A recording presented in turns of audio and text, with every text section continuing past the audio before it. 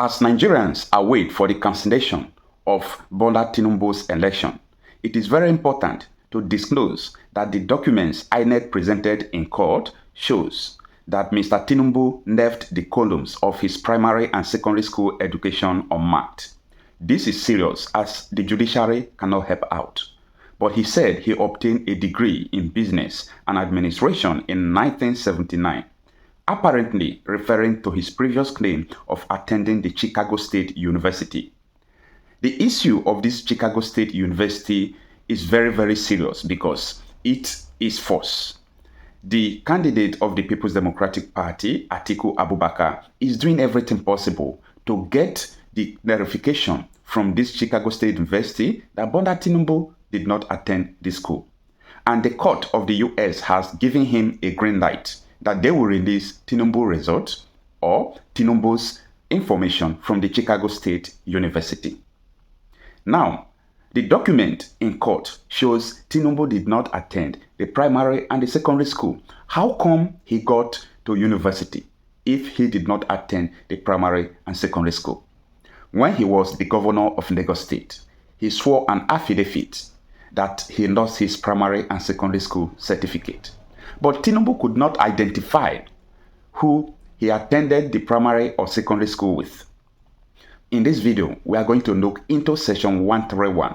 Section 131 of Nigerian Constitution, Section D, will be the one that will deal with Tinubu's falsification of results and his claims that he had primary or secondary school result or the falsification of Chicago State University.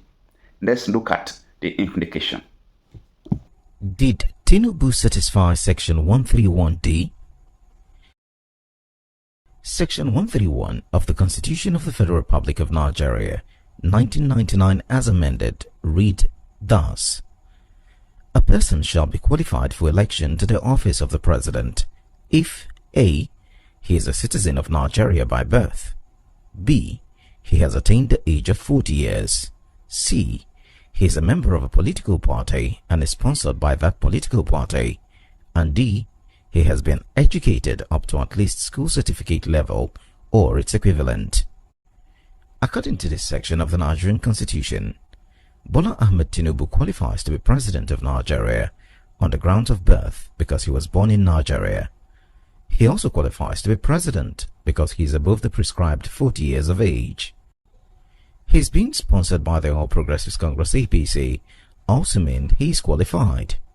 But did he meet the provision of the last section of the Constitution, which says he must be educated up to at least a school certificate or its equivalent? In 1999, when Tinubu contested election for the office of Governor of Lagos State, he made the positions an oath to the effect that he graduated from Government College of Ibadan in Oyo State. A few months into his administration of Lagos State, the news broke that Tinubu had forged both his age and academic records. A petition signed by the duo of Alhaji Jamid Serki and Dr. Waliu Balogun Smith, dated August 12, 1999, accused him of lying on oath over his age and academic records. The petitioners alleged that Tinubu's claims in INEC Form CF 001 that he attended Government College Ibadan and another claim that he attended Chicago State University were all false. However, the two fell on the Lagos State House of Assembly to investigate the claims. The House looked the other way because all its members were of the same political party. In an investigative report by the news magazine, Tinubu's claim of having attended St. Paul's School, Aroloya, was found to be false, as the school did not exist as at the date Tinubu claimed he attended it. The news magazine would later find out that his name was not on the register of Government College Ibadan as at the date he claimed. The magazine also punctured Bola Tinubu's other educational claims. The news magazine was at the time published by Bayo Ononuga, one of Tinubu's ardent lapdogs today. One would ask, what happened?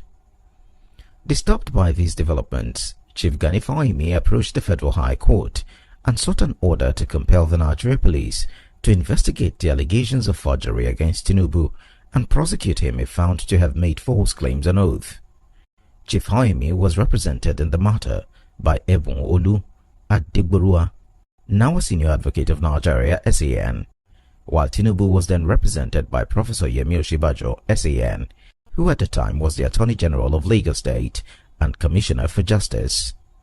The Nigeria Police was represented by Sunday Hinderu, Commissioner of Police in charge of legal. They all appeared and argued the matter before Justice Sunday Wilson Egbo, who upheld the argument that Tinubu could not be investigated because he was protected by Section 308 of the Constitution.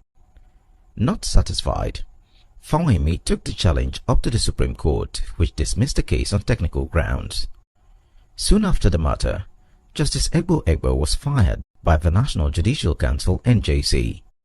However, Tinubu had a miraculous turnaround when filing his INEC nomination forms for re-election in 2003.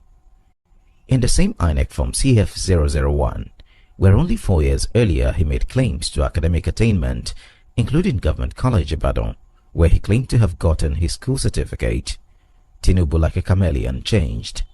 He entered NA in all the columns requesting his academic qualifications.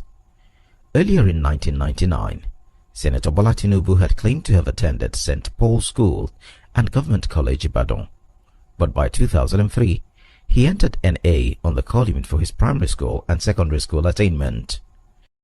According to the interpretation of abbreviations, NA could either mean not available, not applicable, not assessed, or no answer. All these were from a Tinubu who, while defending the Fawemi legal challenge, claimed that his academic records got lost while in exile. This is beside the allegation that the NYSC certificate presented by Bola Ahmed Tinubu to INEC as part of the documents necessary for his clearance to contest for the prime office does not belong to him.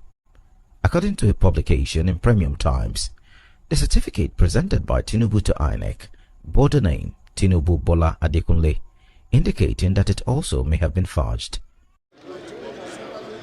Information gathered from those who have details of Tinubu's records revealed that the document showing the differences in name came under scrutiny by the Presidential Petitions Election Court. Judges of the court, Symphony News was told, had difficulties reconciling Bola Ahmed Tinubu as contained in his INEC form CF001 and Tinubu Bola Adekunle. Both names are glaringly not the same. Even Tinubu's lead counsel, Wole Olanipekun SAN, could not find arguments to defend the differences as Ahmed and Adekunle are different names. Questions about Tinubu's eligibility to contest the 2023 presidential election on account of his academic records and allegations of perjury will never go away. And as Simon Kolawole of the Cable.ng said in his article titled Tinubu's Lingering Certificate Conundrum, Tinubu must be prepared to answer questions around the omissions. This is one of the many reasons all Nigerian eyes are now glued to the judiciary. Will the court amend the Nigerian constitution by upholding Tinubu's qualification to contest for office, despite the provision of Section 131D?